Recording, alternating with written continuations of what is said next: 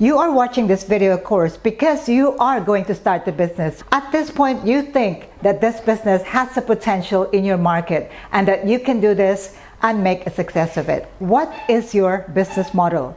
Are you going to make something like those big brands? Do you want to sell bubble tea or do you want to sell fruit tea? And then we are going to get into the details of developing your products for that particular model that you have in mind. Your key differentiator. Every business must be different from another.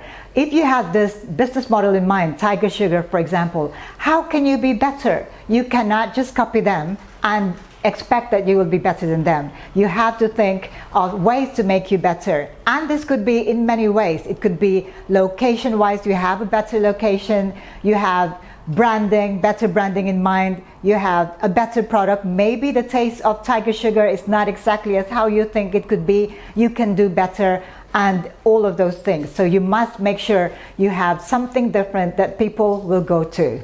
Project milestone. When do you expect to start? Now, you cannot expect to start next month after watching this video. It takes a lot longer than that. It takes a little bit more planning. So you have to think about the training, which is really this, and of course reading my book.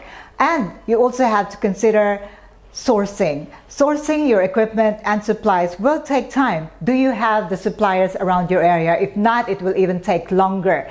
Then you have purchasing. Once you have decided where to buy, you have to decide your labels, your logos, you have to print your cups. Those will take time as well. Next is the ordering process. There is always a lead time when you order your products and equipment. So you have to consider that and factor that in your time frame.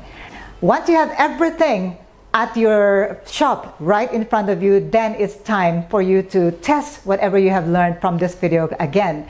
You have to make sure that you let people try your product, make sure that you are happy with them before you start. When you're ready, once everyone agrees that this is the best product that they have ever tasted in their whole life, it is time to plan your launch. We also have to consider when is the best time to start, and this is when I think season will be an important factor. You do not wish to start when people don't have money to purchase your product. So I would say start when it is most needed, like in the summer, that is important. Like during the holidays, say Christmas and New Year holidays, but not immediately after the New Year when people are no longer capable of buying your products. Once you are in operation, then I would say it is an all year selling, so you don't really have to worry about that. But be wary of when to start, when to actually launch your product. Target market. This is a very important factor to consider in your business. Are you going to target the high end? Are you going to target the mass? If you are planning to open a bubble tea shop near a university or schools, then your target market might be the students there. And when you have the students in mind, you have to make sure that your products are catering to that particular age group. They like products that are Instagrammable. They like products that are sweet. They like products that are new. So you have to focus on them. Now, if you're planning to open it near offices, then the target market is again different. Maybe the purchasing power of this market will be higher than those of schools and universities. But whatever it is that you target, you must make sure that you also have enough product variation to be able to target all of these. The pricing will depend on your target market. Next, let's look at the competitors. You have your business model in mind. You have a model that you'd like to copy. But then again, you have to look around you, your competitors, their pricing, their products, their taste, their branding. So make sure that you do better than them, even maybe just enough to be at par with them. But always make sure that you have a better value for money for your customers. Next is pricing. How do you price your products? Now, once you've set your target market and you've looked at your competitors, set your pricing.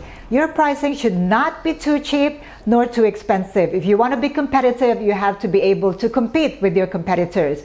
Now, pricing is not the key to a successful bubble tea business. You don't have to price your products very, very cheap and then sacrifice quality. Sometimes it is more important that you get the quality right and then you price it also right, not necessarily overpricing your products. Now, I would cite an example of a successful brand that's in the market at the moment, when they started with very cheap products, their strategy was to make sure that everybody gets access to their products. So they price it at 20% of their cost. That means they accepted a loss of 80%. Was that a success? No, it was not. Pricing is not the key to a successful bubble tea business. I am going to repeat that over and over again. It is the quality, it is whatever you offer in your shop that will make it successful. And for this particular brand that I mentioned, I am going to tell you what actually tipped the scale for them. Next is financing. How much money are you willing to invest? Do you have enough money to invest for this type of business? Well, the good news is gone are the days when it is important that you have a large amount of money in the bank before you start this business. When you take my course and also read my books, you can start with minimum investment. You can start big bang approach, and of course you expect to have a better return on investment, but it is not always true. You can also start small and gradually increase your investment as time goes on. But I wouldn't say that you start very small. Must make sure that you have the right product variety, you have the right equipment to back up making all these products. I have had clients that started with very minimum investment, started a bubble tea business at home, and now they have already gone into a full-scale bubble tea business with shops, with dine-in facilities, and some have even started franchising. My most successful client now have about 60 franchises nationwide. You can be one of them. Now, financing does not only involve your capital expenditure. That means all the equipment, your outfitting, your shop, and also all the raw materials that you need. It also includes operational expenses. So operational expenses will be anything that you spend whilst in operation. So that could be quite a big amount of money as well. You cannot expect to break even in the first month of operations. So you also need to have some cash flow enough for at least 6 months, I would say. If you make profit in the first month, that is indeed a bonus, but you cannot expect that. So you have to make sure that you have enough funds to cover your first 6 months to 12 months of operations. Next, products. What are you going to focus on? As I mentioned earlier, are you going to focus on bubble tea or fruit tea or popping boba drinks and all that? And now I'm going back to that question, or that mystery question, on how that particular brand that I mentioned earlier made a success of their business. 2 years, they were running negative. They were bleeding money. How did they become successful? Product development.